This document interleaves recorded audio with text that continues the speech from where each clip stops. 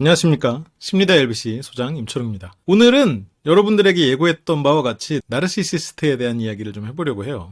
이게 뭐 나는 솔로와 관련해서도 여러분들이 궁금해 하셨고, 다른 프로들, 제가 예전에 다뤘던 뭐 어떤 프로라고 말씀드리지 않아도 이제 그동안 쭉 봐오셨던 분들은 저 사람은 좀 나르시시스트일 수 있겠다 라고 생각이 드는 분들이 좀 있었잖아요. 그래서 오늘은 그거에 대한 얘기를 좀 해보려고 합니다.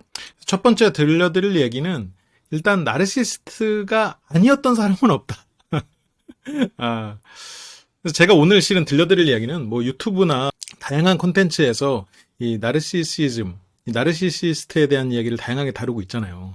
그리고 이게 마치 그 인간이 심리적으로 가질 수 있는 3대 악 중에 하나로 막 규정되고 그러는데, 물론 굉장히 어떤 문제가 발생할 수 있는 부분은 있죠. 근데 제가 이제 오늘 여러분들께 들려드릴 부분은 좀 다른 각도에서 볼 수 있는 것, 그리고 이 나르시시스트에 대한 어떤 심리적인 프로세스를 어떤 맥락으로 이해시켜드리는, 그동안에 여러분들이 보셨던 콘텐츠들이 문제은행 같은 콘텐츠였다면 저는 그 원리를 이해시켜드리는 그런 콘텐츠로 될 수 있도록 좀 준비를 해봤습니다. 그래서 여러분들 안에도 나르시시스트가 있을 거고 여러분들 주변에도 나르시시스트가 있을 수 있는데, 이제 그런 이들을 어떻게 다룰 것인가가 실은 오늘 이 콘텐츠의 궁극적인 목표가 되겠죠. 그거를 위해서 어떤 맥락에 의해 이 원리를 이해하면 그거를 좀 어떤 식으로 대응할지, 어떤 식으로 개선할지 그 답을 찾을 수가 있잖아요. 이게 상담을 하는 사람 입장에서 좀 안 좋은 것 중에 하나인데, 그 사람이 스스로 해답을 찾을 수 있는 방향을 알려드려요. 그래서 제가 장기 상담을 많이 하지 않으려고 하는 이유가, 내가 장기 상담을 통해서 도움을 드릴 수 있는 건 사실이거든요. 그런데 그것보다는 내가 짧게 한 번의 상담을 통해서 이분이 스스로가 방향을 찾고 스스로가 노력할 수 있는 방향을 제시해주면 이분은 이제 자기 인생에 있어서 개선을 할 수가 있는 거니까, 꾸준히 노력을 통해서. 그래서 오늘도 그런 일환으로 도움을 드릴 수 있지 않겠나. 물론 개인적인 도움은 뭐 다른 스텝이 또 필요할 수도 있겠지만, 첫 번째 이야기는 일단 나르시시스트가 뭐냐. 근데 뭐 그걸 정의를 여기서 막 구구절절 말하는 건 좀 그렇고, 간단하게 말씀드리면 어쨌건 자기애가 강하다는 거죠.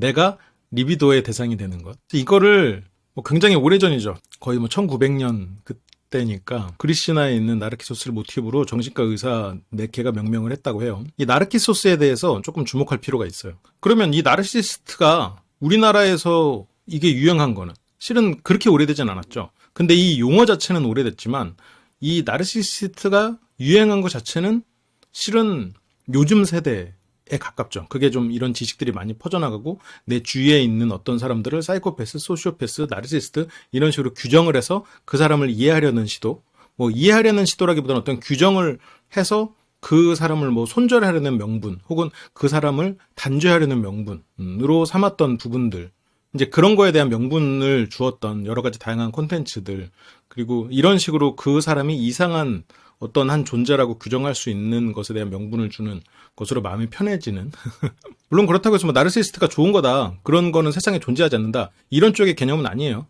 근데 이제 이런 용어가 유행한 거는 실은 우리 전 세대는 아니었다는 거지.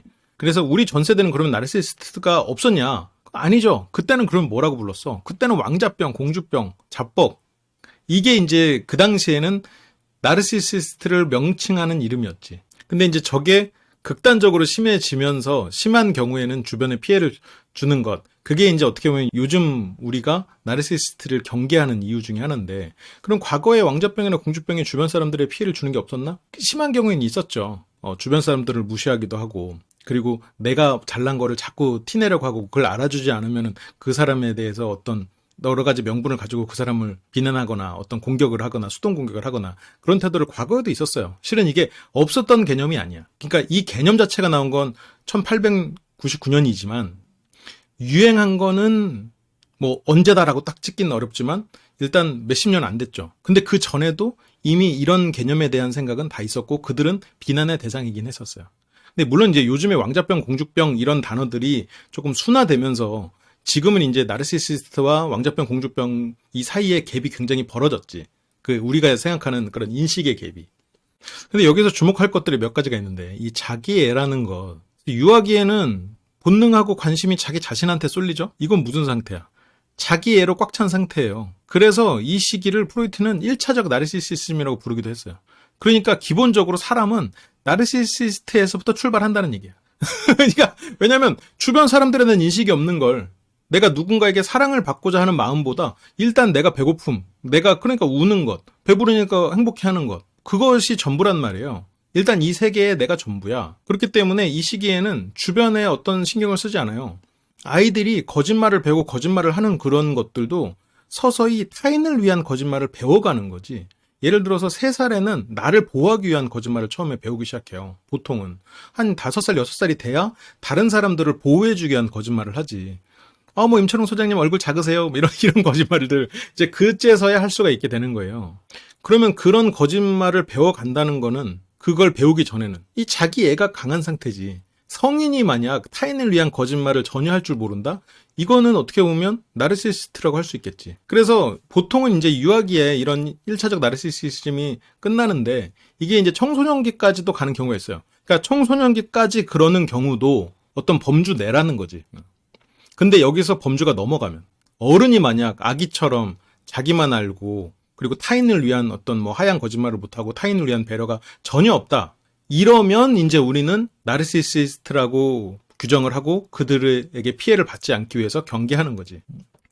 그래서 처음에 이런 아기들이 자기 애만 있는 상태에서부터 점점 이런 그들이 가진 어떤 욕구나 욕망, 이 성적 욕망이든 어떤 그런 욕망들이 외부 대상을 향하기 시작하잖아요. 그게 뭐 처음에는 어머니든 그 다음으로는 이성이든 이렇게 하면서 점점 그 타인에게도 관심이 생기고 타인에 대해서 이해하고 그들의 사고방식도 이해하고 그리고 조금 더 한 차원 높은 그들과 나 사이의 인터랙션도 이해하고 그러면서 시스템적인 사고가 되면서 서서히 사람은 성숙해져 간단 말이에요.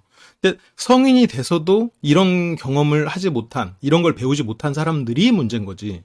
그러니까 실은 나르시시스트들은 예를 들어서 뭐 어떤 사이코패스처럼 어느 부분이 결여된 사람이 아니라 그들은 성숙해질 기회를 잃은 사람들이야. 그래서 물론 현재 시점에 나르시시스트, 극단적인 자기애성 성격 장애가 있는 사람들을 딱 봤을 때 쟤는 원래부터 그렇게 태어난 사람 같고 쟤는 구제불능 같지만 실은 누구나 그런 시절이 있었다는 거지. 근데 문제는 그거를 어른이 돼서까지도 저렇게 구니까 문제인 거지.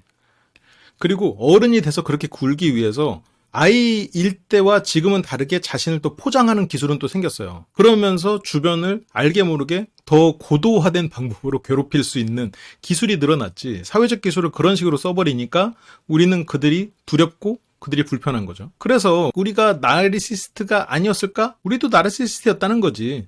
왜냐면 이 자기애성 성격 장애는 이런 소아, 어린이들한테서는 구분을 안 해요. 왜냐면 애들은 다 자기애성 성격 장애야. 그 기준으로 보면. 그렇다고 애들이 성격 장애가 있다고 말하나? 자기애성 성격 장애라고 말하나? 아니란 말이에요. 어른이 돼서도 그거를 못하는 것. 어른이 돼서도 그런 아이 같은 것에서 벗어나지 못한 것.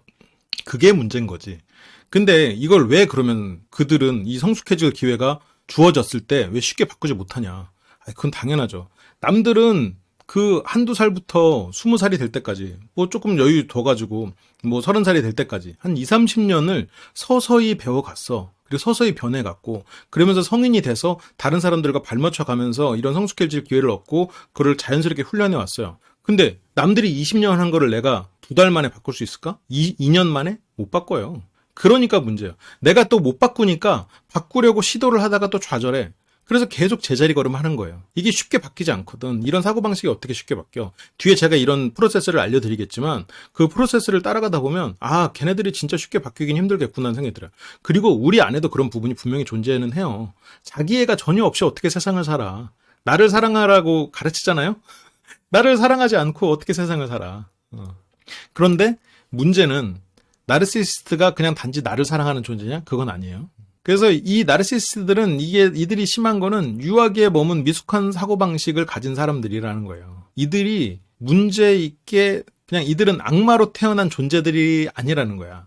다 우리가 출발선은 같은데 얘네는 제자리에 머물러 있는 거야. 제자리에 머물러 있는 상태에서 어른이 쓸 수 있는 그런 기술들을 장착해버린 거지. 그래서 그들이 굉장히 불편한 존재가 되는 거예요.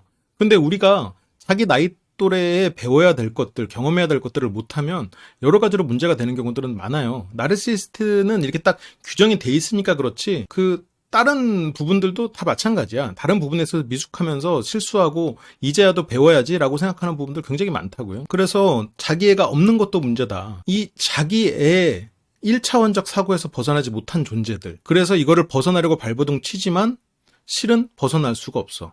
왜냐면 이제 와서 벗어나려고 하다 보니 남들은 이런 훈련을 다 마치고 제대로 살고 있네. 이제 와서 내가 훈련을 하자니 저들과 너무 차이가 나. 그러다 보니까 점점 저절로 빠지고 이 현재에서 벗어나지 못하고 그들을 비난하는 쪽으로 더 편한 방법을 찾는 거죠.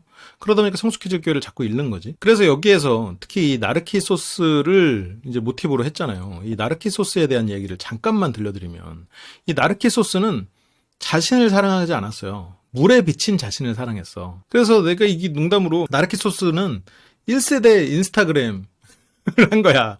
왜냐면 물에 비쳤을 때 뭐 이렇게 달빛도 비치고 물도 이렇게 일렁이니까 얼마나 몽환적으로 보였겠어. 자기가 완전 뽀샵질을 한 거지. 그 모습을 자신이라고 생각하고 자신을 사랑한 거야. 그 안에는 자신의 사상이나 가치, 어떤 자신의 노력이 담겨 있지 않아. 그냥 포샵한 자신의 이미지만 담겨 있는 거예요. 아름다운, 호수에 비쳐서 일렁이는 아름다워 보이는 자신의 모습이 자신이라고 착각하고 그것을 전부라고 생각하는 거지. 그것을 사랑해. 그러면 이 사람이 생각하는 가치는 어디 있어? 그래서 이거는 그냥 단지 현재의 외모야. 현재의 꾸며준 외모, 실제의 자신도 아니야. 그거를 사랑한 거예요. 그게 자기의 가치라고 생각하는 거야. 이거는 그냥 마치 인스타 속에 담긴 자기 모습을 사랑하는 것? 그거와 굉장히 유사한 상태인 거예요. 그래서 이 나르시시즘을 정확히 지금 말을 해주고 있는 건데 이게 그러니까 인스타를 하는 사람이 나르시시스트다 이게 아니라 이상적인 자기의 어떤 상이 있어요. 그리고 실제가 있어. 이거의 갭이 너무 커서 실제의 자기는 인정하지 못해. 실제의 자기는 자기 혐오를 해. 이상적인 자기의 이 모습이 자신으로 믿고 있어. 그래서 인스타 같은 경우에도 보정을 너무 심하게 하고 자기 모습이 올라가는 거를 극혐하는 사람들이 있어. 자기 모습, 그러니까 내 모습을 아예 안 올리는 건 그럴 수 있어요. 근데 내 모습을 꾸며서 그것도 완전히 자기 모습이랑 구분이 안 될 정도로 올리는 것. 그것은 실은 굉장히 나르시시즘과 연관된 사고방식일 수 있다는 거지. 이 나르시시스트의 굉장히 중요한 포인트는 저 부분에 있어요. 자기 혐오에 있어. 그들이 굉장히 자신을 사랑하고 자기밖에 모르는 것 같지만 그 안을 들여다보면 실제 자기 자신을 혐오해서 자기 자신을 외면하고 있다는 게 그들의 굉장히 깊은 심리에 있는 거예요. 그래서 나를 혐오해. 왜? 나는 굉장히 멋진 사람이거든. 그래서 실제 멋지지 않은 내 모습이 되게 혐오스러워. 그게 그들의 마음속에 있는 거야. 나르키소스가 자기 자신을 사랑한 게 아니야. 호수에 비쳐 일렁이는 그 모습만 사랑한 거지. 그리고 여기서도 또 중요한 포인트들이 몇 가지가 있는데 나르키소스의 부모가 어떤 예언 때문에 거울조차 못 보게 했어요. 나르키소스는 살면서 한 번도 자신을 들여다보지 못했어. 그래서 여기에서 들여다볼 수 있는 건 실은 이 자기애성 성격 장애가 발현되는 몇 가지 그 원인으로 의심되는 것들 중에 이런 것들이 있어요. 부모가 너무 과보호한 경우, 과한 기대를 한 경우, 그리고 그들의 정체성을 부정한 경우. 이게 지금 나르키소스의 어린 시절을 보여주고 있는 거라고요. 부모가 과보호했잖아요. 그리고 너무 많은 기대를 했겠지. 그리고 자기 자신조차 들여다보지 못하겠으니까 정체성을 부정하고. 예를 들어서 너는 이렇게 살아야 돼. 너는 다른 거 볼 거 없어. 이것만 해. 시키는 것만 해. 이렇게 해서 살아가는 것. 그리고 너무 너 최고다, 너 최고다. 그리고 자기 말에 어긋났을 때 이 아이를 또 매몰차게 또 거절하고 너는 항상 이거를 지키지 않으면 버려질지 모른다라는 불안을 심어주고 그러면서 또 보호는 과보호를 하고 그러면 이 아이는 사회에 나가서 나를 항상 사랑해주고 과보호하던 부모는 없어. 세상에 부딪혀서 좌절하겠지. 이 프로세스는 이따 뒤에서 얘기하고. 그리고 나르키소스가 그 에코의 사랑을 매몰차게 거절하는 부분이 있어요. 이게 사랑도 빠르게 하는 것처럼 보이고 냉정하게 돌아서요. 그리고 나를 사랑하는 사람들에 대해서 잔인한 거야. 이런 것들이. 그러니까 이런 것들을 보면 실은 나를 사랑하는 사람들에 대해서 잔인한 건 나는 나를 사랑했던 존재들이 나를 외면했던 기억이 있단 말이에요. 그래서 그런 것일 수 있고 그리고 나를 사랑한다는 건 누군가 나를 사랑해주는 건 당연한 일이야. 왜냐면 아기들은 그렇잖아요. 누군가 나를 사랑해주는 게 너무 당연한 일이야. 그거를 이게 원래 내리사랑이라고 하잖아요. 그러니까 이제 어른이 이런 생각을 하고 있으니까 문제지. 그래서 그들이 사랑은 당연해. 그래서 나는 잔인해질 수가 있는 거죠. 그리고 나는 항상 피해자야. 피해자 프레임에 갇혀 있어. 이 세 가지 중에 하나가 결국 다른 사람들에게 잔인해질 수 있는 명분이 되죠. 그리고 여기에서 또 에코, 메아리잖아요. 이 에코가 상징하는 건 이 에코가 원래 타인의 말을 전혀 못 듣는 수다쟁이였대요. 근데 그 수다쟁이가 저주를 받아가지고 이게 먼저 말할 수 없고 상대 말만 되풀이하게 되는 존재가 되는데 이것도 참 흥미로운 상징이 있죠. 이게 남의 말을 못 듣고 수다쟁이들은 결국 다른 사람들의 의견이나 이런 걸 듣지 못하기 때문에 생각의 깊이가 얕아질 수밖에 없어요. 그러다 보니까 어느 순간에는 여기서 들은 말을 여기서 그냥 하는 거야. 말하는 것 자체를 즐길 뿐이지. 그러면서 결국 내가 어떤 내 생각을 통해서 말을 풀어나가는 거에 약해지는 그런 거를 좀 얘기를 하고 있는데, 이렇게 자기 생각이 없는 사람들이 실은 나르시시스트의 먹잇감이 되기가 쉽지. 그래서 굉장히 중요한 얘기를 한번 이제 해봅시다. 이게 나르시시스트가 되는 중요한 원인, 뭐 중 일부죠. 이게 전부라는 건 아니에요. 제가 세 가지를 가지고 왔어요. 첫 번째는 기질, 유전적 요인. 두 번째는 성장 환경, 세 번째가 경험인데, 여기서 기질은 우리가 이제 어떻게 할 수 있는 부분은 아니죠. 그냥 그렇게 태어난 거야. 그러면 이 사람은 나르시시스트로 태어났을까? 그건 아니지. 그냥 단지 이 사람이 어떤 예민한 구석이 많다. 아니면 이 사람이 허용할 수 있는 그런 범위가 좁다. 그런 부분은 있죠. 그래서 나와 맞지 않는 성장 환경을 만날 확률이 높아질 수는 있지. 그러니까 예를 들어서 이 사람이 사이코패스 기질이 있이 태어났다고 해서 이 사람이 어떤 나쁜 범죄자가 되느냐? 그건 아니지. 어떤 가정 환경에서 무난한 사람은 그냥 무난하게 커갈 수도 있지만 그런 부분에서 분명히 민감한 사람이 있다고요? 그러면 어떤 가정 환경에서 조금 더 그걸 부정적으로 내가 학습이 될 수도 있는 거지. 그리고 이거는 꼭 뭐 나의 범위가 좁다, 뭐 넓다 이것보다는 그게 이제 잘 맞지 않는 경우도 있어요, 분명히. 그리고 두 번째로 성장 환경에 대해서는 여기에 이게 이제 기본값, 인지 방식, 초자라고 제가 정리를 해놨는데, 이게 내가 어떤 경험을 하고 살았느냐에 따라서 내가 인생에 그게 기본값이 돼. 예를 들어서 부모가 항상 소리 지르면서 싸우는 그걸 보고 자랐으면 내가 누군가와 갈등이 있을 때 그렇게 소리 지르면서 싸워야 그게 제대로 된 거라고 생각하는 거지. 그게 기본값으로 자리 잡는 거예요. 이건 뭐 먹는 것도 마찬가지겠죠. 어떤 뭐 식생활도 마찬가지고. 그리고 내가 이 성장 환경에서 어떤 걸 겪었느냐에 따라서 이 어떤 사건이 있을 때 그걸 인지하는 방식. 저 사람이 나를 해치려고 하는 거야. 저 사람이 나를 도와주려고 하는 거야. 그렇게 인지하는 방식이 달라지는 거고. 그리고 저 초자 같은 경우는 예를 들어 그런 거죠. 내가 해서는 안 될 것들, 어떤 억압되는 것들이 더 생겨날 수 있어요. 그래서 이런 것들이 일단 성장 환경을 통해서 정해진다는 걸 기억을 해두시고, 그러면 나르시시스트가 되는 성장 환경도 제가 세 가지로 구분을 해봤는데, 첫 번째가 과보예요. 두 번째가 방임, 세 번째가 불안정인데, 실은 너무 과한 칭찬을 하고 과보를 하게 되면 이 세 번째 경험, 이게 일종의 기억이고, 이 내가 어떤 안 좋은 기억이 생겼을 때 그 기억이 또 하나의 명분으로 자리 잡아요. 무슨 말이냐면 내가 처음에 안 좋은 일을 겪을 수 있겠지. 그래서 그 일을 겪고 그게 어떤 명분이 되냐면 나는 피해자라는 명분이 돼. 사람들은 가해자라는 명분이 돼. 그래서 내가 새로운 사람을 만났을 때 저 사람이 가해자일 거야 라는 생각의 명분이 돼주지. 그래서 이게 결국 어떤 PTSD가 되는 거고, 뭐 실연의 상처도 여기에 포함되는 거예요. 그런데 이거를 이제 잘 생각을 해보면 과한 칭찬을 받고 과보호를 받고 자란 애들은 사회에 만나서 어떤 일을 겪을까? 사회에 나오면 좌절하겠지. 부모처럼 과보호해주는 사람이 어딨어. 그건 아기 때나 해주는 거지. 그러니까 자연스럽게 PTSD를 겪겠죠. 좌절을 하겠지. 그러면 어떻게 돼? 보통 좌절시킨 대상을 비난할 거라고. 그리고 나를 칭찬하는 존재를 계속 찾아서 헤매. 부모 같은 존재를 찾아서 헤매지. 하지만 나는 이제 더 이상 부모에게서 어떤 리비도의 대상으로 부모를 보고 있지는 않을 거란 말이에요. 그러니까 항상 갈망하는 상태가 될 수밖에 없어. 과보로 인해서는. 방임은 기본적으로 항상 굶주려 있는 상태야. 정서적으로. 그러니까 이게 채워도 결국 채워지지 않는 공백이 생겨. 정서적으로. 그래서 돈을 벌어도 이거를 과시해야만 하는 졸부의 마인드로 살아가는 거야. 정서적으로 내가 충족이 돼도 이 충족을 막 어딘가에 과시해야 돼. 이 사람에게 감사하는 마음보다 과시해야 되는 마음이 커지는 거예요. 그게 이제 방임으로 일어나는 거고, 불안정은 이게 항상 지금 있는 이것은 언젠가는 없어질지 모른다라는 생각을 하게 되겠죠. 안정적이지 못하니까. 그러니까 이런 것들을 이제 포함시켜보면, 예를 들어서 부모가 체면을 위해서 아이들을 혼내. 그러면 이 아이들 입장에서는 부모가 체면을 중시하니까 아이들 입장에서는 처음엔 과보호를 받아. 그리고 체면을 위해서 또 혼내는 그런 상황에서는 또 불안정을 겪겠지. 그러니까 자연스럽게 그런 부모에게는 아이가 나르시시스트로 커나갈 수 있는 가능성이 더 커질 수 있는 거죠. 이건 그러니까 하나의 가능성이고 무조건적으로 이렇게 된다는 거 아니에요. 그리고 나르시시스트가 꼭 부모의 탓이라는 것도 아니야. 그냥 그런 일을 통해서 될 수도 있다라는 거지. 그러니까 어쨌건 이 칭찬으로 인해서 현실적이지 못한 자기상을 갖게 돼. 근데 이거 애들은 원래 그래요. 근데 그거를 어른까지도 자기가 유지하고 있다는 게 내가 성숙할 기회, 그런 도전이나 어떠한 실패를 딛고 무언가를 해나가는 경험을 하지 않았다는 거지. 그건 자기 탓이기도 해요. 이건 부모 탓이라고 볼 수는 없어.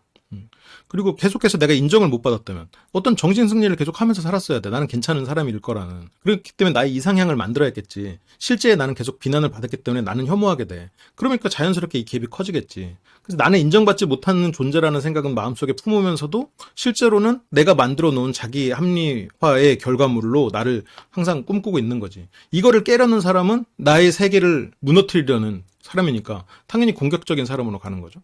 그리고 이 기억도 실은 내가 어떤 일을 겪었나가 중요한 게 아니라 어떤 일을 겪었고 그 기억을 내가 계속해서 인출하고 있는가가 문제예요. 그래서 그 기억을 내가 계속해서 강화시키고 있는가. 그러면 왜 강화시키겠어? 주변 사람들이 가해자라는 명분을 내가 그 명분을 내세워야 되니까 그걸 근거로 삼아서 내가 계속 피해자로 남아야 되니까 그렇기 때문에 그 기억을 계속해서 되새기는 거예요. 물론 어떤 소화기의 상처도 있지만 그래서 이게 나이가 들어서 실연의 상처 뭐 부모로 통해서 아니면 배우자를 통해서 그런 상처를 겪으면서 이런 나르시시스트로 변해가는 경우도 있어요. 이게 참 흥미로운 부분이죠. 그래서 우리가 이 특징에 대해서 좀 이해를 해볼 텐데 앞에서도 봤지만 이렇게 쭉 맥락을 따라가 보면 나르시시스트의 특징 뭐 10가지 뭐 15가지 뭐 20가지 이렇게 막 정리하는 거 많잖아요. 실은 맥락이 하나야. 하나의 맥락으로 쭉 따라가 보자고요. 자, 일단 오랜 갈망 상태가 존재하겠죠. 왜냐면 내가 나를 인정받지 못했으니까. 혹은 너무 인정받다 보니까 사회에 나와서 나를 인정해주지 않는 사람들로만 둘러싸이니까 그것도 일종의 갈망 상태가 되는 거지. 그러다 보니까 자연스럽게 이상과 현실의 괴리가 생겨요. 실제의 나 자신과 내 이상이 너무 차이가 벌어지는 거야. 그러니까 이거를 내가 이성적으로 이 상황을 허용할 수가 없어. 그러니까 내가 이성적으로 이 상황을 바라봐서는 안 돼. 그래서 자존감이 없어지는 것도 아니고 자존감이 높아지는 것도 아니고 자존감이 불안정해지는 거야. 이게 내가 이성적으로 생각하면 자존감이 떨어졌을 때 이거는 내가 자존감이 떨어질 만한 일이 아닌데 나는 이런 정도는 되는 사람인데 자존감이 너무 과해졌을 때 이거는 내가 어떻게 보면 운 좋게 이게 된 건데 다른 사람이 봤을 때 이거는 그렇게 보지 않을 건데 그런 게 되거든요. 이게 어떻게 보면 또 메타인지라고 할 수 있겠지. 그래서 이들은 자존감이 불안정해져. 자존감이 감정에 붙어서 다니지. 그래서 내가 기분이 나쁘면 자존감이 뚝 떨어져. 기분이 좋으면 자존감이 올라가. 왜냐면 이게 현실적으로 내가 이성적으로 나를 바라보기가 괴로우니까 내가 이성적으로 나를 바라보기를 포기하고 그러다 보니까 자연스럽게 이성적으로 나를 바라보는 능력 자체가 퇴화되는 거예요.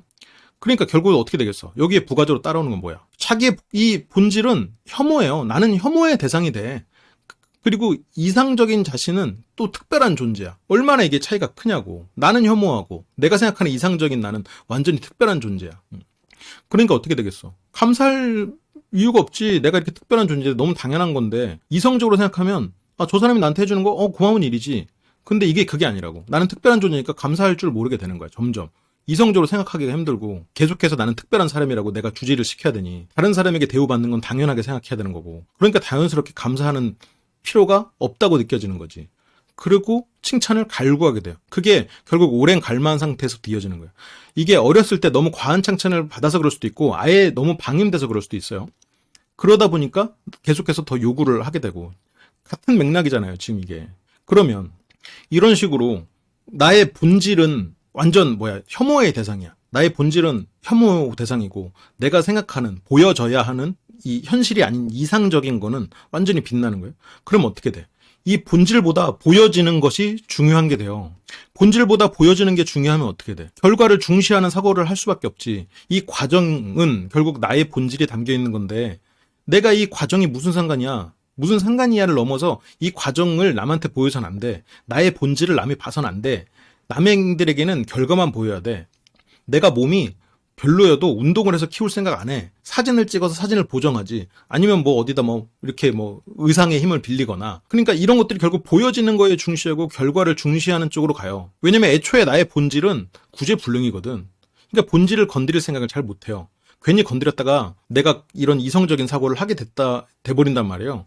그러면 좌절을 갖게 돼. 내가 스스로가 거기에서부터 지금 나를 보호하고 있는 건데 내 본질을 안 보기 위해서. 그러니까 결과를 중시할 수밖에 없는 사고방식으로 되는 거예요. 그러면 결과를 중시하는 사고방식이 되는 경우 어떤 일이 벌어져요? 거치장에만 관심이 쏠려 있겠지. 거치장에는 어떤 자신의 외모를 꾸미는 거 인스타만 들어가는 게 아니에요. 지식을 배울 때도 남한테 있어 보이는 용어를 쓰는 거에만 치중하는 거야. 내가 이거를 진짜 알고 이 지식 자체를 배우는 거가 재밌지 않아. 음악도 음악을 듣는 거를 즐기는 게 아니야. 내가 이런 음악도 들어라고 남들한테 보이는 것을 더 신경 쓰는 거지. 근데 이런 것들이 아이들이나 청소년들은 그럴 수 있어. 앞에서 봤지만. 근데 이게 뭐 30, 40 이렇게 나이가 먹어가면서도 계속 이런 모습으로 살고 있다는 거는 실은 미성숙한 태도고, 이런 미성숙이 곧 나르시시스트의 특징을 말한다는 거죠.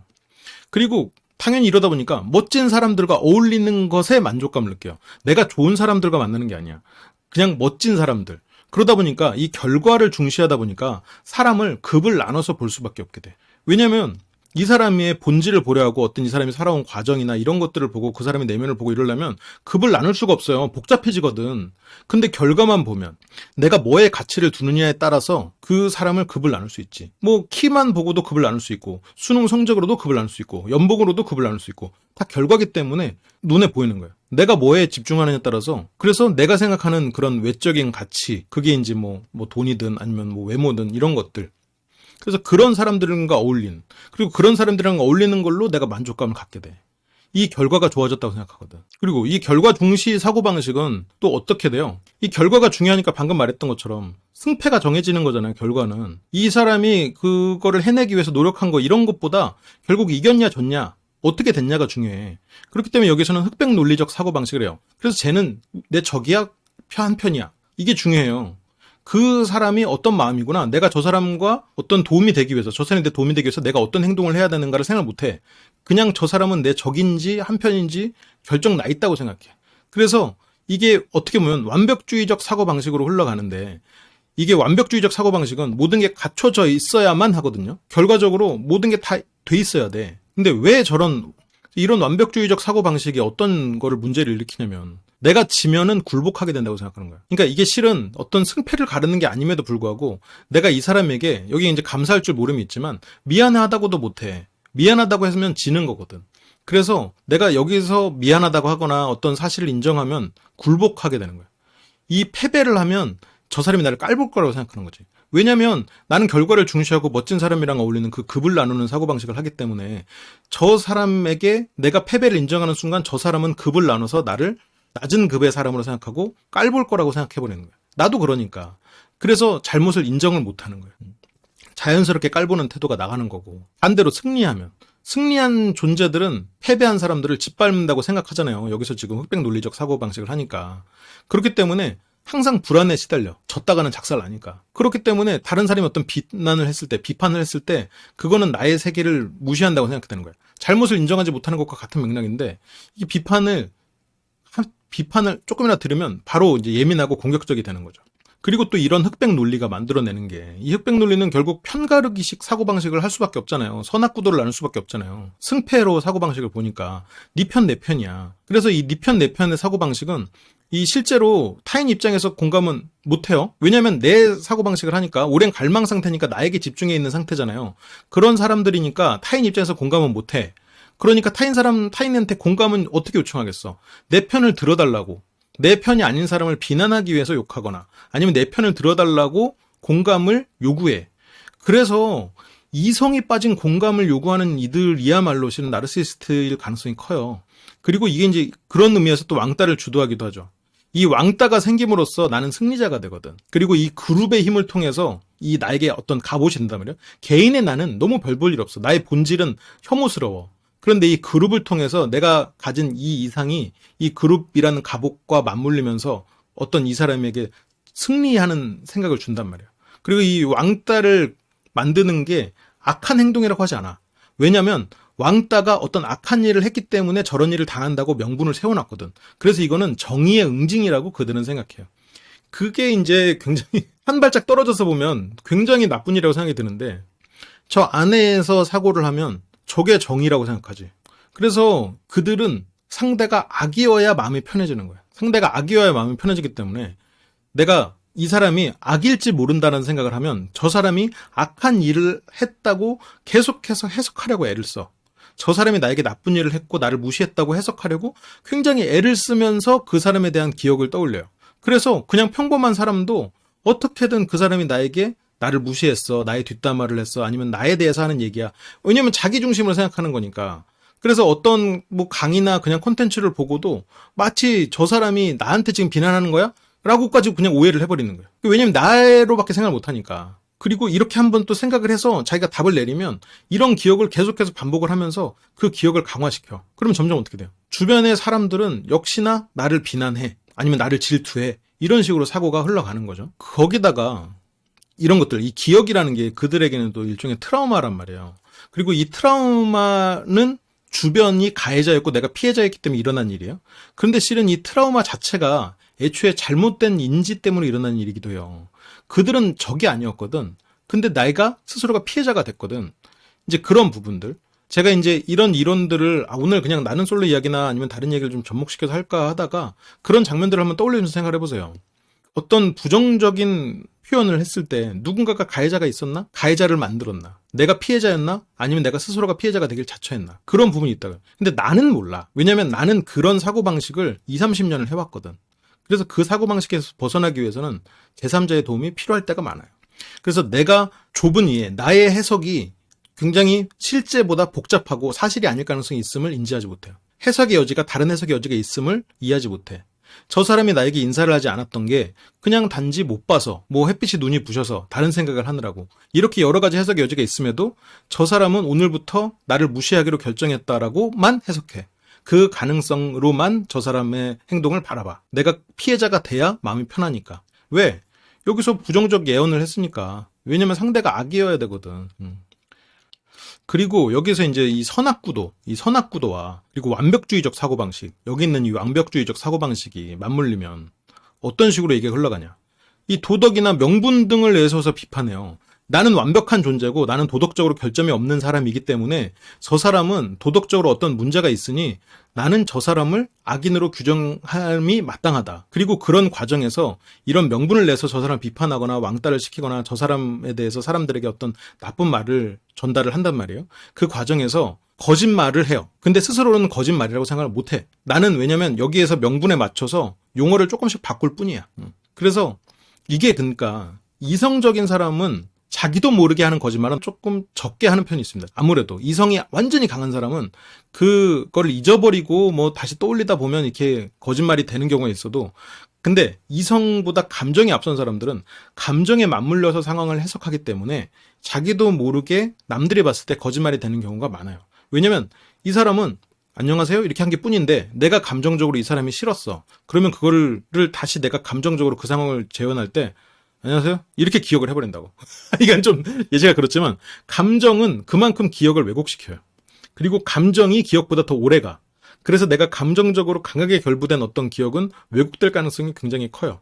근데 그거를 자신이 아느냐? 몰라요. 그래서 과거의 어떤 일을 카메라로 찍어놓고 나중에 그걸 보여주잖아요. 특히나 감정으로 결부된 일을 보여주면 이랬다고? 이런 경우가 많다는 거죠. 그리고 마지막으로 이게 굉장히 중요한 포인트인데, 그래서 이제 어떤 일이 벌어지냐면 이 결핍으로 인해서 이런 불안이 생기잖아요. 이 오랜 갈망 상태가 생기니까 뭐 결과를 중시하고 흑백 논리를 하다 보니까 자연히 불안하지. 내가 결과가 잘 나와야 되니까 이 과정이 어떻게든 이 보여지는 것, 그리고 결과가 나오면 그 불안이 해소되나? 아니지. 계속해서 결과를 생각하니까 불안하겠죠. 흑백 논리, 이런 선악구도.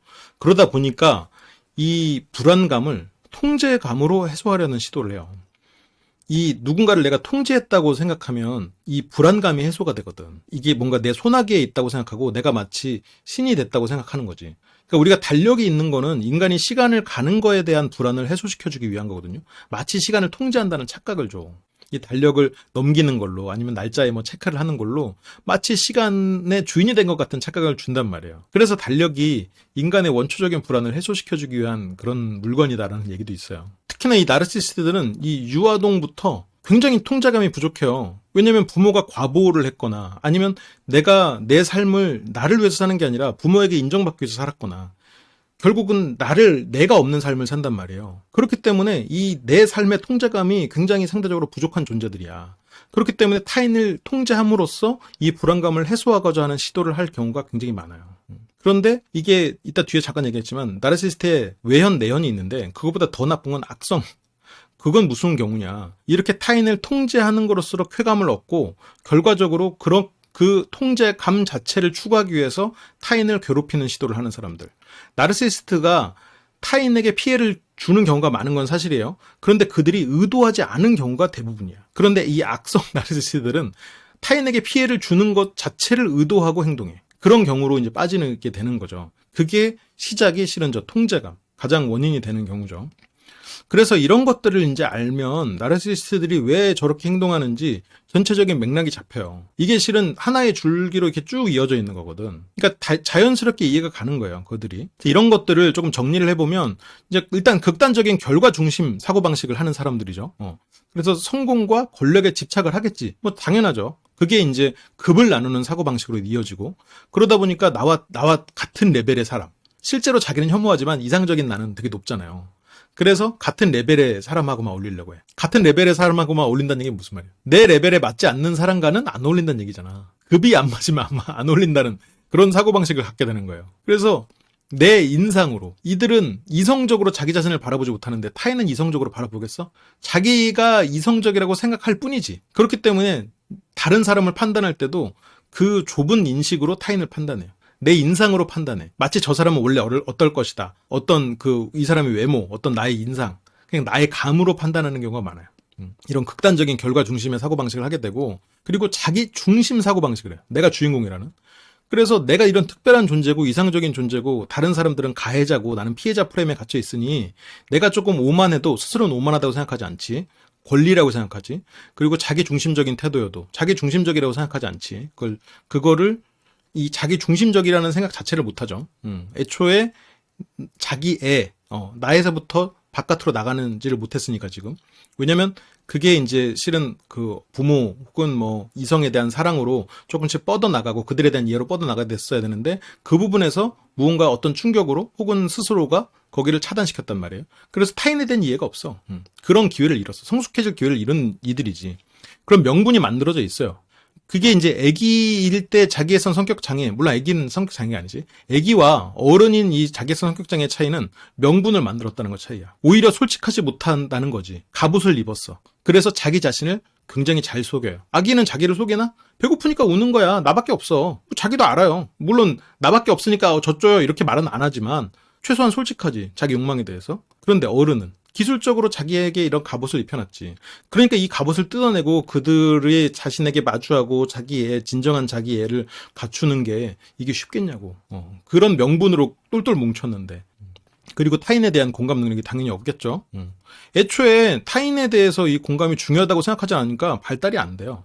그러니까 이들은 어떻게 돼? 그냥 눈에 보이는 것만을 가지고 공감해버리는 거야. 그냥 뭐 나랑 같은 지역, 나랑 같은 학교, 이것만으로 그냥 공감을 해. 이 사람이 어떤 사람인가 이런 거는 상관없어. 어떤 일이 벌어졌는가 그런 건 상관없어. 그냥 나랑 같은 어떤 속성, 그것만 보고도 공감해. 그러다가 그 사람이 어떤 나에게 피해를 주는 것 같으면 또 실망하지. 그러니까 이 공감이 굉장히 어떻게 보면 인간의 필수 요소처럼 보이는데, 근데 이제 그건 알아야 돼요. 사이코패스는 공감을 못하죠? 그러면 공감을 못하면 사이코패스인가? 아니에요. 그건 아니잖아. 공감을 못하는 게 좋다는 게 아니라 이성적인 판단을 못하면 그러면 뭐죠? 그럼 뭐 바보거나 아니면 여기서처럼 뭐 나르시시스트겠죠? 그러면 이성이 없어도 나쁘고 공감을 못해도 나빠. 그러면 중요한 건 균형을 갖추는 거예요. 이성이 없는 공감만 한다? 이거는 사이코패스만큼의 문제를 벌일 수도 있는 일이에요. 그래서 어떤 하나만을 주장하는 거는 어떤 같은 속성의 존재들을 선동하기 위한 방법밖에 안 돼. 어떤 이성을 지워버리려는 시도야. 거기에 저항할 수 있어야 돼요. 물론 뭐 생각은 각자가 하는 거지만. 그리고 지속적인 칭찬과 관심을 갈망하게 되죠. 내가 주인공이니까. 그리고 내 잘못을 인정하지 않고 남 탓을 해. 왜냐면 내가 잘못을 쓸 수는 없거든요. 근데 무언가 이 문제에 대해서 희생양은 필요하지. 그러니까 주변을 탓할 수밖에 없는 거죠. 왜 자기 탓을 못하는지는 앞에서 봤죠. 그러니까 당연히 남 탓을 하게 되고 승부욕이 강해요. 왜냐면 졌다가는 죽거든. 이 세계관에서는. 그러니까 패배를 인정하지 않아. 잘못도 인정하지 않고 미안하지도 않아. 그렇게 연결되는 거예요. 그러다 보니까 타인의 약점을 깎아서 비난하고 깎아내려. 주변이 약해져야 내가 상대적으로 승리할 가능성이 높은 안전한 상황이 된단 말이에요. 그래서 이런 사고방식을 하니까 주변의 약점이나 이런 단점들이 계속 보여요. 그냥 왜냐면 그거에만 집중하면서 살고 있거든. 그거에 내가 엄청나게 스스로의 기술을 예리하게 닦아놨기 때문에 그냥 어떤 사람을 만나면 그 사람의 단점, 부정적인 것부터 보여. 그리고 뭐가 취약하겠어요? 그러다 보니까. 이 비판에 매우 민감해요. 그냥 무조건 비판 들었다 하면 인신공격이야. 나의 자체를 부정했다고 생각이 들어. 그러니까 바로 공격해버리지. 그리고 남들을 끊임없이 질투해요. 왜냐면 계속 결과를 비교하고 있으니까. 졌다가는 작살나니까. 이 사람이 나보다 낫나 못하나를 계속 보고 있지. 그러다 보니까 당연히 시기로 넘어가고 누군가의 사랑을 계속 받아야 되는데 저 사람이 누군가의 사랑을 받아? 그럼 질투가 나지. 그리고 그러면서 또 이게 반대편으로 다른 사람들은 나를 부러워하고 있다고 생각해. 이게 자신의 본질과 이상의 이 차이가 생기니까 그 안에서 질투와 부러움이 동시에 존재하는 거예요. 그리고 쉽게 중독에 빠져요. 왜? 나의 일상이 평온하지 않거든. 나의 일상이 기본적으로 불안한 상태야. 그러면 이런 사람들은 뭔가 행복감을 얻었을 때 거기서 헤어나오지를 못해. 내가 일상이 행복하면 예를 들어서 오락하다가도 뭐 부모님이랑 같이 놀다가도 또 오락도 했다가 뭐 같이 공부도 했다 이게 가능하거든요. 근데 집에서 부모가 날 사랑하지 않아. 그러면 한번 게임을 해. 야, 이런 세계가 있나? 빠져나오질 못해. 어른도 마찬가지예요. 내가 일상이 너무 불행해. 항상 불안해. 멋있는 척은 하지만 내 일상이 행복하지 않아. 그러다가 술 한 잔 마셨어. 이 몽환적인 행복감에 빠져. 거기서 어떻게 빠져나오냐고. 계속 하루 종일 술 생각만 하는 거야. 그렇게 중독에 쉽게 빠지는 상태가 돼요. 그리고 기다릴 줄을 몰라요. 왜? 불안하니까 어떤 일이 내가 기다려야 될 때 이게 조급한 마음이 돼. 혹시 내가 또 배신 나가는 거 아니야? 이 사람이 나를 또 버리는 거 아니야? 이런 생각 때문에 이 사람이 뭔가 고민하고 이럴 때 답을 빨리 달라고 재촉하다가 그렇게 안 줄 거면 됐어. 꺼져. 그냥 내가 나를 사랑해 하고 상대를 내가 더 먼저 차버려. 그리고 친구도 관계도 이 사람이 뭔가 고민하고 있을 때 됐어. 꺼져. 손절. 어떤 이 사람과 내 관계에 있어서 나의 노력으로 이 관계가 변할 수 있다는 생각을 못 해. 그냥 손절. 어떤 노력의 기회를 잃는 거지. 그래서 이거에 대해서 DSM-5에서는 이런 진단을 하고 있어요. 뭐 크게는 두 가지인데 첫 번째는 이 성격 기능의 유의미한 손상인데 무슨 말이 좀 어렵죠. 근데 내가 나를 바라보는 것 그리고 다른 사람과의 관계에서 이 두 가지에서 문제가 생겨요. 그럼 첫 번째로 나를 바라보는 것 그게 이제 여기서는 자아 기능이라고 하는데 여기서는 이 A, B 둘 중에 하나에서 자아 기능 손상이 나타나는 거예요. 첫 번째는 정체성. 이 정체성이라는 거는 이 사람이 내가 어떤 사람인지 이 자존감 위에서 과도하게 타인한테 의존하는 거. 그래서 내가 어떤 사람인지는 중요하지 않아. 남들이 나를 어떻게 보는 게 중요한 거예요. 그래서 나는 굉장히 대단한 사람 혹은 굉장히 쓰레기 아니면 이걸 왔다 갔다 해. 아까 말했죠? 이 자존감이 불안정한 상태. 자존감이 높거나 낮은 게 아니라 이 자존감이 감정에 붙어있기 때문이에요. 자존감이 나를 통해서 존재하지 않아. 어떤 결과를 통해서 존재하니까. 시험을 잘 볼 수도 있고 못 볼 수도 있지. 그렇지만 내가 열심히 하는 그 사실 자체는 변하지 않거든요. 근데 나의 본질은 공부를 열심히 한 거야. 결과는 그 해의 시험이 어떻게 나왔냐로도 따라 다를 수 있고 여러 가지 외부 요인이 있단 말이에요. 근데 그런 거에 나의 정체성을 담아놔요. 그러다 보니까 이 감정 조절이 자존감의 변동에 반영된다. 내가 감정에 따라서 자존감이 오르락내리락해. 자존감이 불안정한 게 문제인 거예요. 그리고 이 자기주도성. 이게 그러니까 나라는 존재를 타인에게 인정받는 것. 그거 자체를 중요하게 생각하는 거. 이게 앞에서 봤던 그 원인하고 연결되는 거예요. 항상 칭찬받다 보니까 그 칭찬을 받기 위한 사회생활을 하면서도 그 좌절을 이겨내기 위해서 계속 칭찬을 받고 싶지. 그 칭찬을 통해서. 그리고 계속 예를 들면 방임이 됐다. 그러면 타인에게 인정을 받아본 경험이 없기 때문에 항상 목마른 상태로 살아가는 거예요. 갈망 상태로. 그러다 보니까 계속해서 그것을 목표로 사는데 채워지지가 않는 거죠. 그게 기본적으로 이 자아 기능의 손상이라는 거죠. 그래서 이 정체성이든 자기주도성이든 둘 중에 하나가 손상된 게 자아 기능이 손상된 거고 그리고 대인 기능. 그러니까 자아 기능과 대인 기능이 둘 다 동시에 손상된 경우라는 거예요. 그럼 대인 기능은 어떤 거예요? 사람을 잘 못 대하는 거지. 일단 공감 능력이 망가져 있거나 이게 타인의 감정이나 욕구를 인식하거나 동일시하는 능력. 그러니까 이게 저도 그래요. 나도 그래. 이게 공감이 아니에요. 그게 공감이 전부가 아니야. 이게 오히려 타인의 반응에 지나치게 동조하거나 자신과 관련 있다고 인식하는 경우 이게 타인의 감정과 그 인식하는 이게 능력이 손상됐다는 거는 오히려 지나치게 동조를 하는데 그게 나와 관련 있다고 인식된 경우만 동조하는 거는 공감 능력이 손상된 케이스야. 공감력이 뛰어난 케이스가 아니에요. 그거는 그래서 이런 어떤 사실, 현상을 보지 않고 본질적인 걸 보지 않고 이게 나와 관련이 있다고 아까 말했던 것처럼 나와 같은 속성을 가진 사람이 그걸 했다고 해서 내가 지나치게 동조해.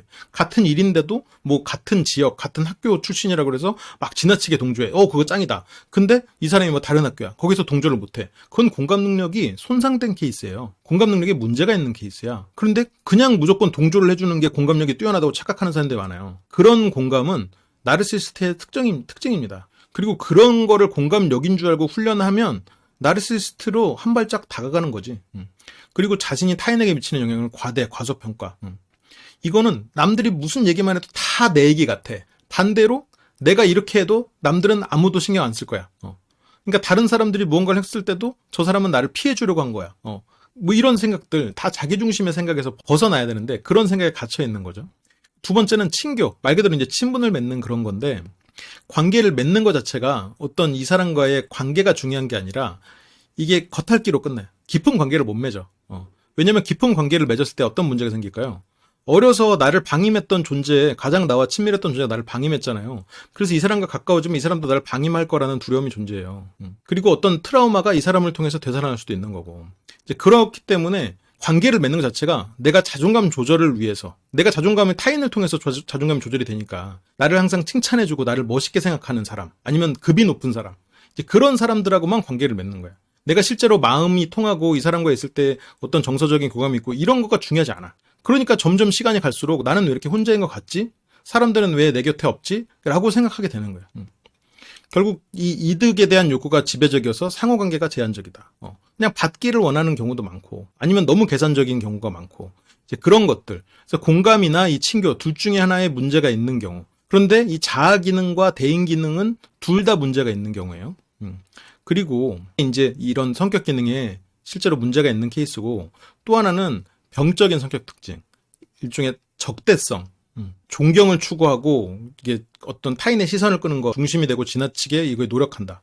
그래서 이 나르시시스트들과 말할 때는 되게 불안해. 이 사람이 언제 어느 때 적대성을 드러낼지 몰라. 그들은 자기가 틀렸다고 비난받는 것을 굉장히 힘들어하거든요. 그러니까 예를 들어서 그 사람과 대화를 할 때 이 부분 이렇게 고치면 좋겠어요라는 말도 못해. 왜냐면 그거를 비난으로 받아들이니까. 이제 그런 부분을 같이 이제 회사에서 일을 할 때 상당히 이제 불편해하고 뭔가 인간관계에 문제가 생길 가능성이 높은 거죠. 그 다음에 이제 부가적으로는 이제 시간과 상황에 무관하게 일관적이라는 말은 뭐냐면 이게 이제 어떤 특정한 일이 벌어졌을 때 누군가와 싸웠을 때 누군가의 공격성을 드러내는 것, 그건 그럴 수 있다는 거예요. 그건 어떤 특정한 상황에서 그런 문제가 벌어질 수 있다는 거지.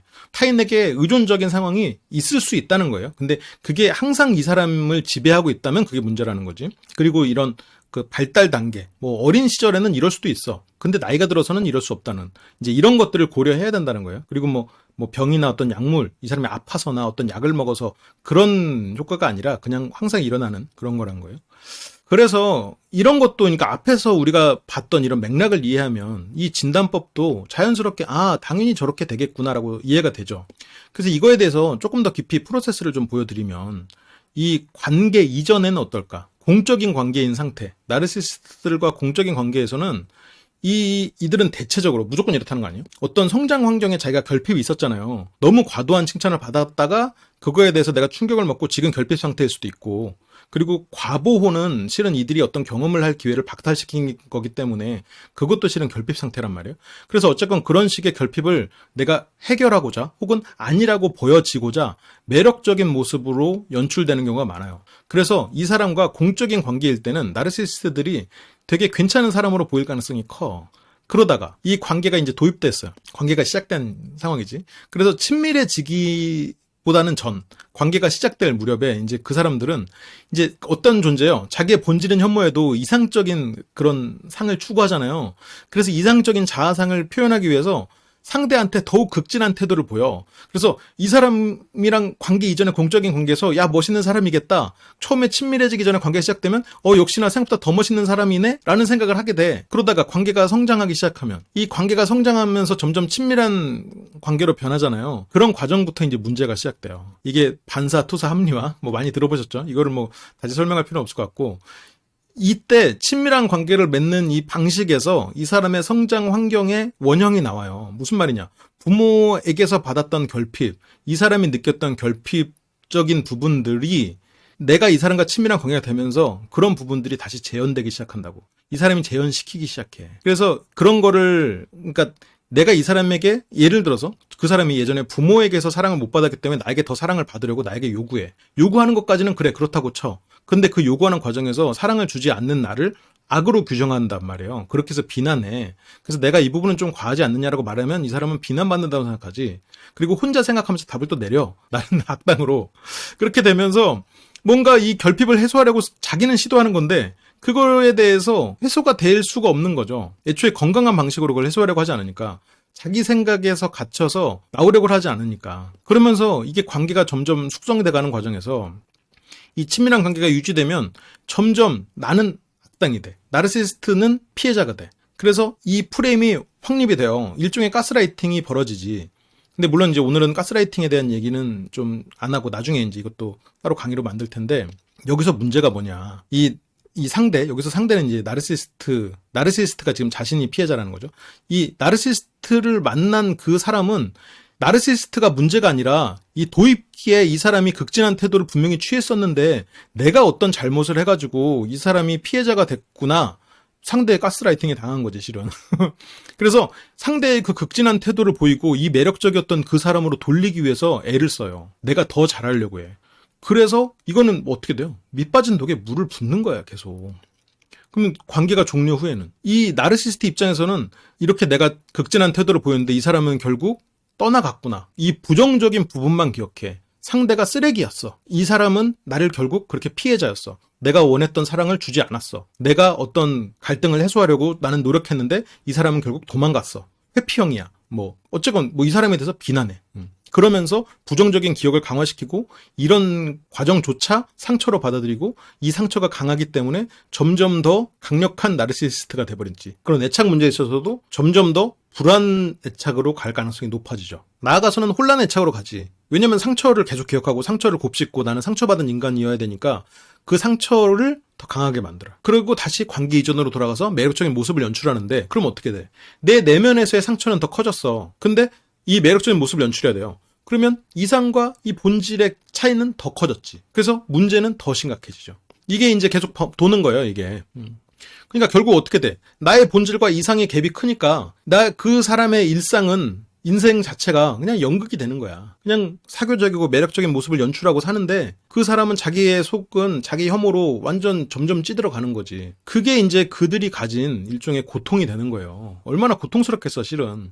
어떤 고통이 있을까? 죄의식이 있겠지. 인간인데 어떻게 없겠어. 과거의 어떤 일이 이성적으로 딱 인지가 되는 그런 경우들이 있어요. 이성적으로 딱 받아들여지면서 내가 그때 그랬지, 잘못했네라는 생각이 들 때가 있거든요. 근데 문제는 그런 고통이 들었을 때 그 고통에 마주하고 자기를 변화시키려고 시도하는 사람은 극소수야.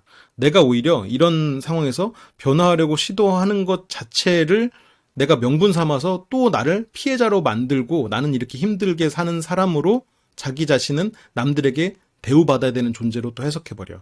그러면서 이 죄의식조차도 자기가 남들에게 대우받아야 되는 것으로 써버리지. 물론 이 죄의식 자체는 나쁘지 않아요. 죄의식을 통해서 자기가 이겨낼 수 있고 그걸 통해서 변할 수 있으니까.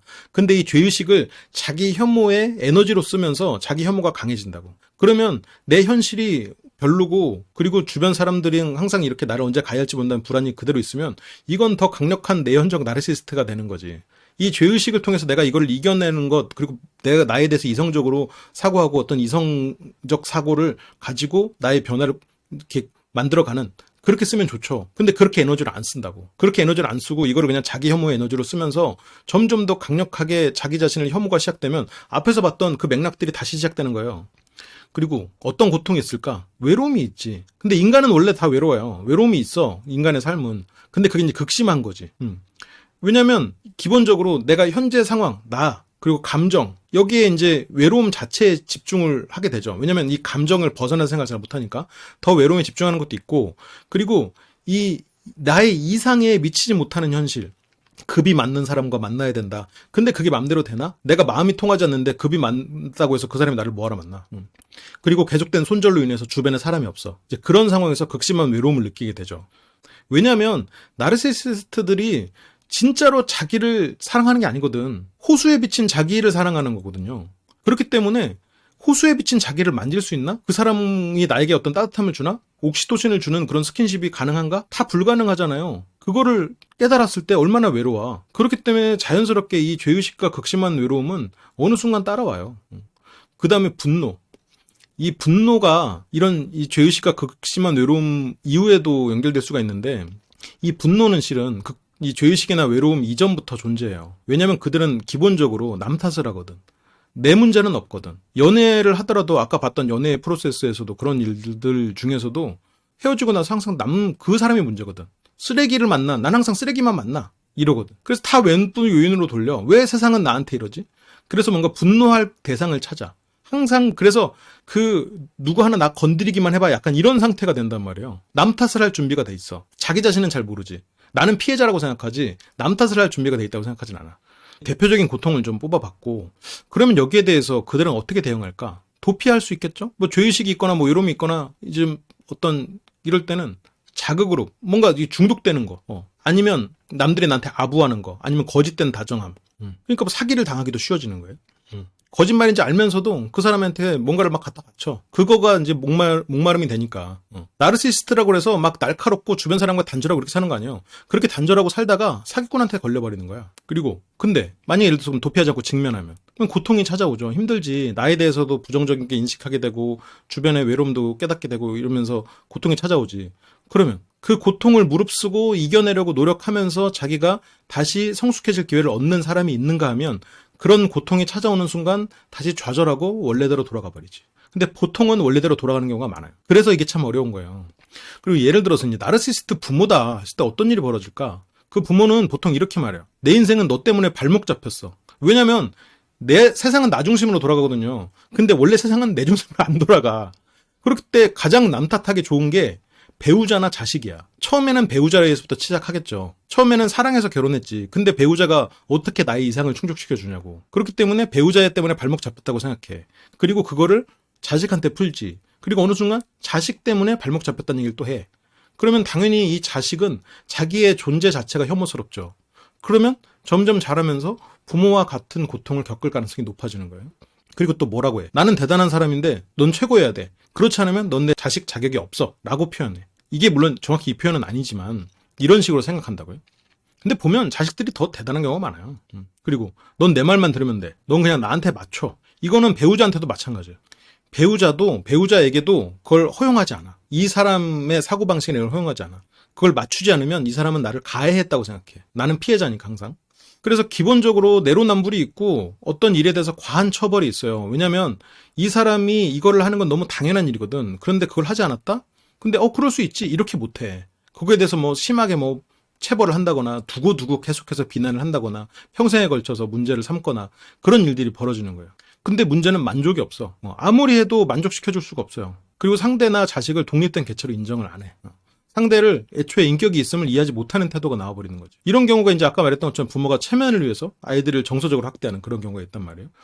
그래서 이런 식으로 이제 문제가 일어날 수 있고, 근데 오늘 제가 드리는 말씀은 무조건 이렇다가 아니라 이런 경우도 있다라는 정도로만 이해해 주시고, 맥락을 이해하는 이런 방법도 있구나 정도로만 좀 받아들였으면 좋겠어요.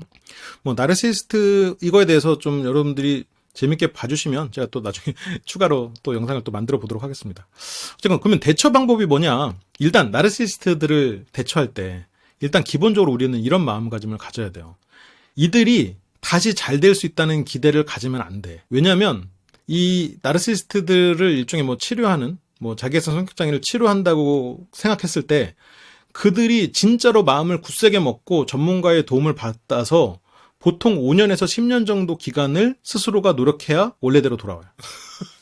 짧은 시간이 아니야. 근데 물론 이제 전문가는 처음에 방향을 잡아주고 뭐 가끔 이렇게 한 번씩 체크를 하는 정도로 도움을 줄 수도 있겠죠. 근데 어쨌건 그 개선되는 기간은 보통 5년에서 10년이에요.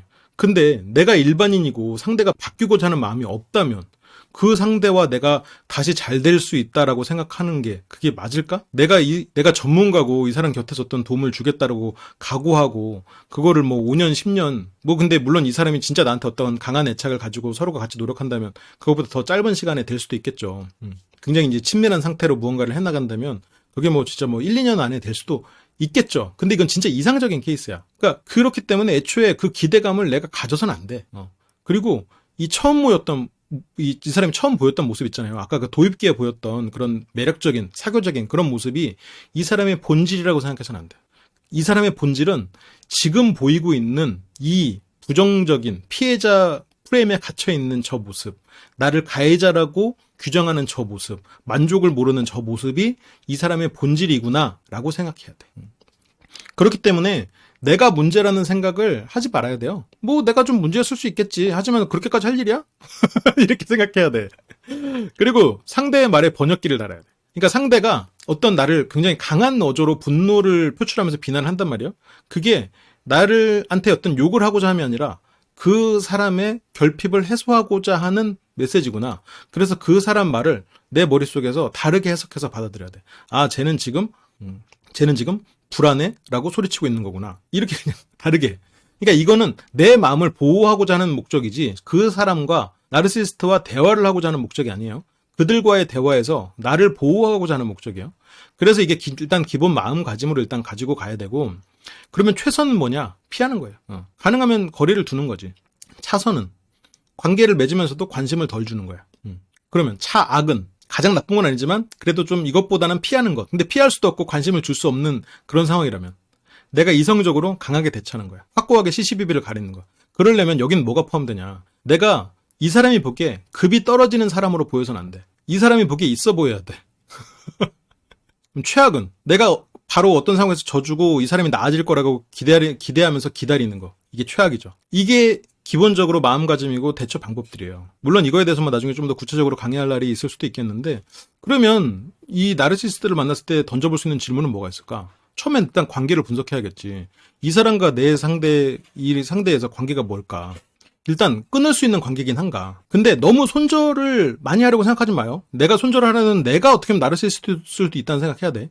그리고 내가 상대를 과연 변화시킬 수 있는 관계인가. 이 사람이 의지를 갖고 있으면서 내가 그런 자격이 주어지나. 예를 들어서 내가 부모라면, 내가 자식이라면 변화시킬 수 있는 관계이기도 하고 끊을 수 없는 관계겠죠. 노력해야 되겠지. 물론 부모가 나르시스트고 내가 자식이라면 일단 독립적으로 어느 정도 거리를 두어야 돼요.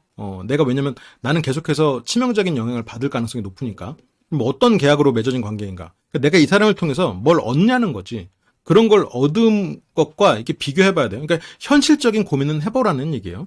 두 번째로 상태 분석은 이 사람이 한번 증상이 나온 후, 이걸 증상이라고 표현했지만 관계가 깊어지면 이 사람이 나를 가해자로 여기고 어떤 만족하지 못하는 상황이 계속 나오잖아요. 그게 그 후로 점점 심해지고 있는가? 아니면 그때 한번 반짝하고 지금 그래도 좀 나아지나? 잦아드나? 그걸 확인해봐야 돼요. 점점 심해지고 있다? 그러면 이 사람은 나르시시스트일 수도 있겠지. 그리고 이 사람이 스스로 인지하고 개선의 의지가 있는가? 개선의 의지가 있고 인지하고 있다면 그렇다면 안심할 건 아니에요. 그걸 통해서 그 사람이 계속 그래도 되는 명분을 스스로가 만든 걸 수도 있어요. 그러니까 그 부분은 잘 생각해 보는데, 일단 인지하고 있지도 못하고 개선 의지가 없다. 그러면 내가 어떤 큰 거를 얻고 있는 상황이 아니면 관계는 정리하는 게 좋겠죠. 개선의 의지가 있다면, 개선의 의지를 그냥 명분으로 쓰고 있다면 그건 문제가 있지. 개선의 의지가 있다고 해서 무조건 안심은 아닌데, 없다면 관계를 정리할 필요가 있을 수 있다는 거예요. 그리고 꾸준히 남 탓을 하고 있나? 이게 결국 같은 질문이 되는 거예요. 꾸준히 남 탓을 하고 있다면 이 사람은 개선의 의지가 없는 거예요. 그 다음에 나의 상태도 분석해야 돼요. 나는 이 사람이 과거에 좋았던 모습을 기준값으로 내가 이 사람을 지금 생각하고 있나? 이 사람의 본질은 지금 이 모습의 본질이라고 내가 과연 생각하고 있나? 그 생각을 해야 돼요. 그리고 상대와 헤어졌을 때, 그게 어쨌건 계약이나 거래인데 꼭 연인이 아니더라도 내가 이 사람과 관계가 끊어졌을 때 내 인생에 괴로워지나? 후회할 것 같은가? 그게 왜 그럴까? 예를 들어서 이 사람이 나한테 월급을 주는 사람일 수도 있겠죠? 어떤 다른 부분에 있어서 내가 있다면 이 사람한테 어떤 혜택을 얻고 있을 수도 있겠지? 그러니까 그런 부분들을 일단 비교해봐야 돼요. 그리고 내가 지금 상대를 통해서 뭘 얻고 있는가? 그러니까 이런 것들을 따져봐서 내가 과연 후회하지 않을 수 있는가? 이런 대처가 과연 현명한가를 생각해봐야 돼. 그러면 뭐 치료 방법. 근데 뭐 치료 방법이라고 하면 좀 그렇고, 이거는 이렇게 생각해 볼 수도 있지 않겠냐라는 건데, 아까 처음으로 돌아가서 성장 환경, 아까 어떤 문제 있다고 그랬죠? 과보호, 방임, 불안정 3가지 얘기했어요. 그러면 과보호에서는 이 사람이 사회를 만나서 좌절하죠? 그리고 그 대상을 비난해. 왜냐면 사회는 이 사람을 과보호해주지 않거든. 그러니까 사회를 만나서 당연히 남 탓을 하게 되겠죠? 내 문제가 아니라고 확실하게 머리에 새겨졌으니까. 그러다 보니까 나는 다시 칭찬하는 존재를 쫓아 방황해. 찾을 수 없겠죠, 결국. 항상 찾는 존재가 되겠죠? 방임은 항상 갈망하고 굶주린 상태가 돼요. 돈을 벌어도 졸부인 그 마인드가 형성되겠죠? 앞에서 했던 얘기예요. 불안정은 불안정하기 때문에 만족시킬 수 없어. 어떠한 방법으로도 부모를 만족시킬 수 없어요. 이룰 수 없는 자아상이 설정되는 거야. 그러니까 불안에 시달리게 되겠지. 그러면 또 하나 생각해야 되는 거. 이 사람이 상처가 있으면 그 기억을 머물겠죠? 그거를 계속해서 인출해. 거기에 따라서 대응 기본 방침이 생겨요. 그러니까 내가 상처를 받았고 그걸 머릿속으로 계속해서 기억을 하고 그 어떤 감정, 저 사람은 나쁜 사람이었어, 헤어진 연인에 대해서 쓰레기 같은 인간 계속해서 인출해, 기억을.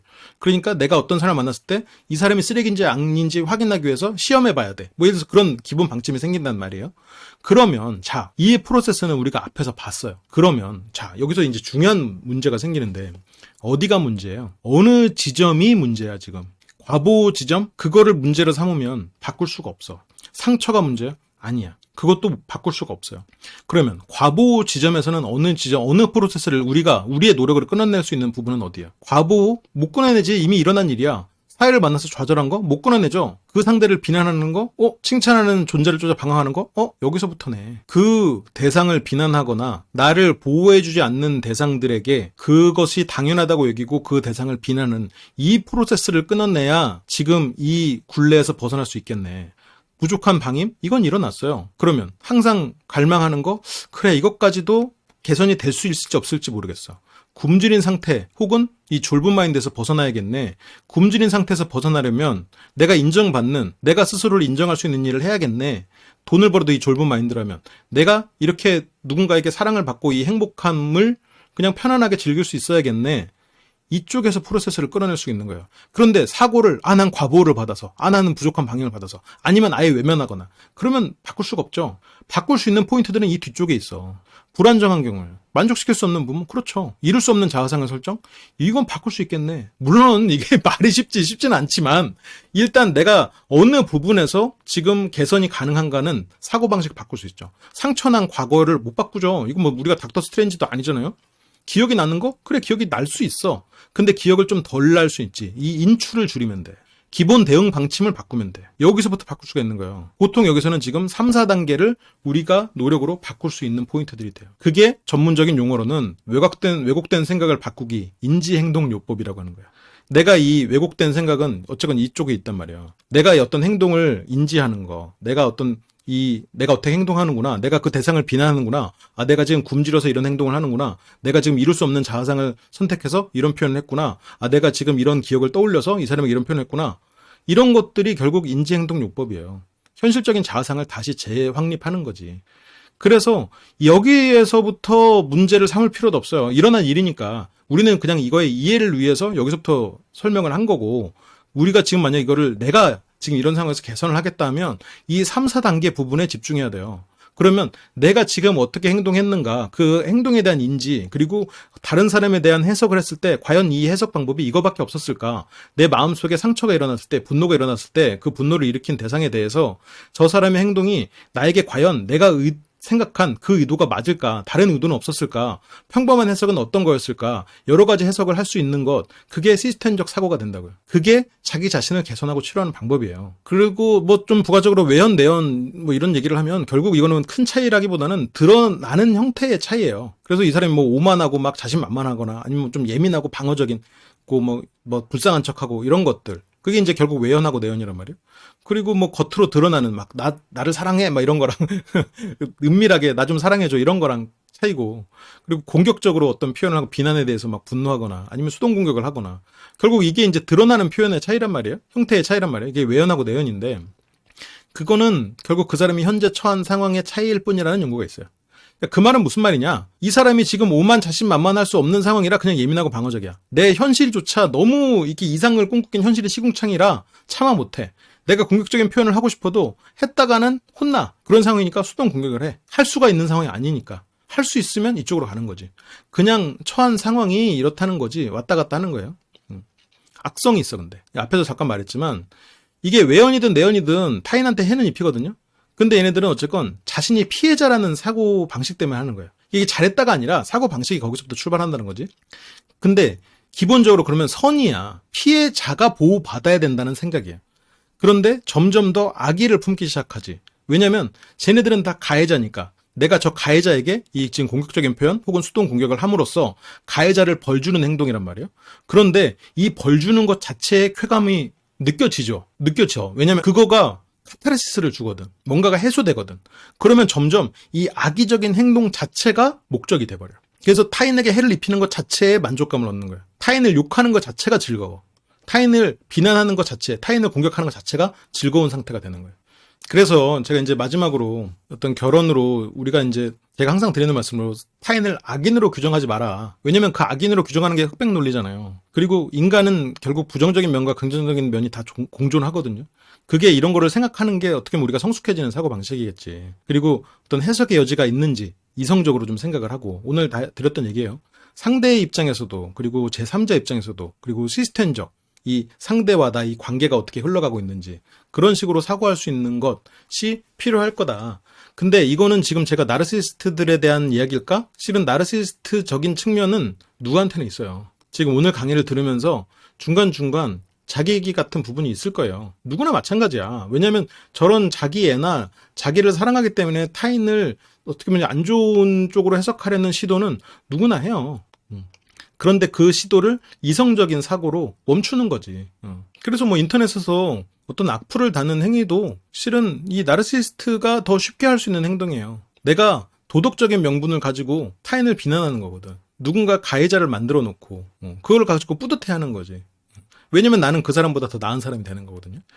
그런 부분에서 우리가 조금 더 다른 차원에서 좀 생각해보면 어떻겠나. 그래서 오늘은 뭐 여러분들에게 다양한 도움을 드리고자 만들었고, 저도 물론 이게 오늘 제가 드린 이 나르시스트 뭐 강의는 가장 기본적인 내용이에요. 기본적인 내용이고 다 알 수 있는 내용인데 그거를 조금 더 맥락으로 묶었다는 것. 이제 그 부분에서 여러분들이 좀 더 도움이 되셨길 바라고, 이제 추가적으로 최신 연구에 대해서나 아니면 뭐 다른 사례들에 대해서 혹시나 이제 더 많은 요청이 있을 경우에 제가 추후에 제작을 해보도록 하겠습니다. 그래요. 오늘 시청해주셔서 감사하고 더 여러분들에게 흥미있는 또 강의로 돌아올 수 있도록 하겠습니다. 시청해주셔서 감사합니다.